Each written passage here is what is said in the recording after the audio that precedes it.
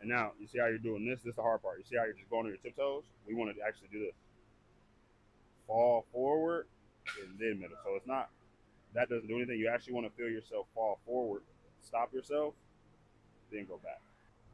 So it's like if I were to push you forward, yeah. So like right where you feel like you're in the fall, you want to try to sit back down. Fall forward. Nope. You see that's leaning over. Ah, see that's the difference. What'd you do? You just bent down, fall forward. This is you. You're like squatting. This is what I mean by fall forward. Forward. Just fall forward. Good. Middle. Now fall backwards. Good. Your backwards falls are better than your forward falls. You want to try to do it to where you don't all the way fall forward. Catch yourself. Go back and catch yourself. You're trying to find that edge where right before you fall. Good. Yep. Catch yourself. Good. Now try to go back. Catch yourself. Middle, middle, middle. Oh, good try. So see how hard it is? This is called finding your middle. Now the second part is going to be all about spacing. Spacing meaning I want to create room for me to hit the ball. So let's just use stand right here next to me. We're going to use this for example. Let me see this. So let's just say this is a street, right, where cars go down. All right, I could go here. I could go here. I could stay in the middle. I could drive like this if I wanted to. Now watch this. Let's just say the edge of home plate and the edge of this white line. Let's imagine that's the street. What's the difference? All right, I can move, but I don't have as much space. If I did this, I'm crashing. So if this was the space, look at all that room I have. But if this is the space, I can probably only work straight. So as a hitter, you want to set yourself up to where technically you have as much space as possible to get your swings off. We have space as far as, okay, being too close or too far from the plate.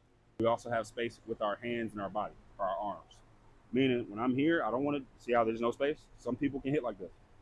You have Otani and yeah, Mookie has his hands up here. Otani has his hands up here. So what I like to kind of like preach is I hold my arms out and give myself a slight bend. I have space between my feet and the plate. I have space between my hands and my chest. And I have space between my barrel and my shoulder. Those are 3 points. Feet and plate, hands and chest, barrel and shoulder. Now I can do all, I have space to turn and hit. So when I'm thinking of space, all right, remember we talked about our ice, right? We don't want too much weight here and not too much weight here. We want to be right in the center, in the middle of our feet. Great. All right, rule number 2 is barrel position. We don't want our barrel to be directly pointed up, and we also don't want our barrel to get all the way back here. But for right now, we're just gonna have a small little point of our knob. Our arms going all the way out. Yep. All right, and then what do we say? Slight bend right here. This is solid. All right, we got our feet, bend our knees, chest over the plate right there. This is solid. So we have space between plate, space between hands and chest, and space between, remember, these are the 3 points.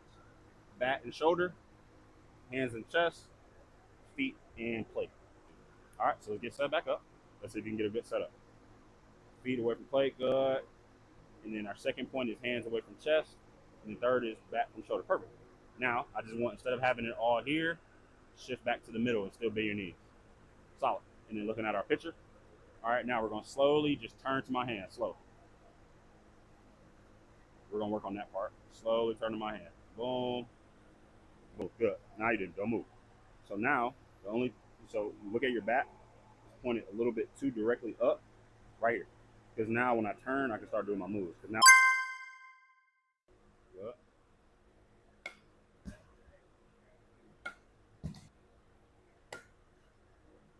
All right, so now all I want you to do is just bump up the intensity. It's like, let's say those are like, out of 10, let's say that's like a 2. Let's say like a 2 or 3. Now I want 4, 5s, and 6s. We never have to go 10s. We want to actually keep our swings at like a 7 or an 8 and feel like we're going 10. You should never have to swing at a 10. So always understand that. If 10 is like your max out, we should be always at 7 or 8. Right now I want you to bump it up to 4, 5, 6.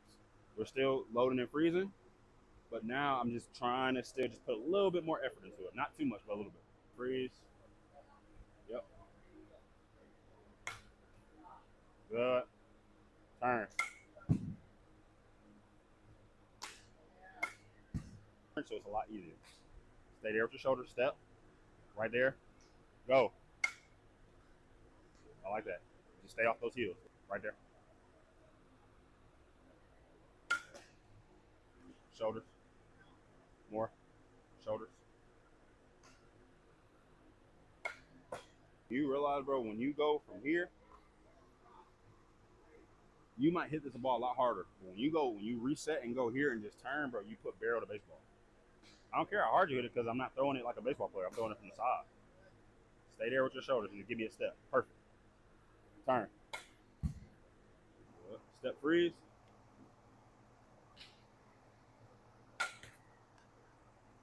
Step freeze. Effort. Right now it's like at a 3 or 4. I need 6s and 7s. Are you tired? Let's finish out a little bit. I need 6s and 7s. That's not gonna cut it. Get there with that shoulder and get the ball. Let's go.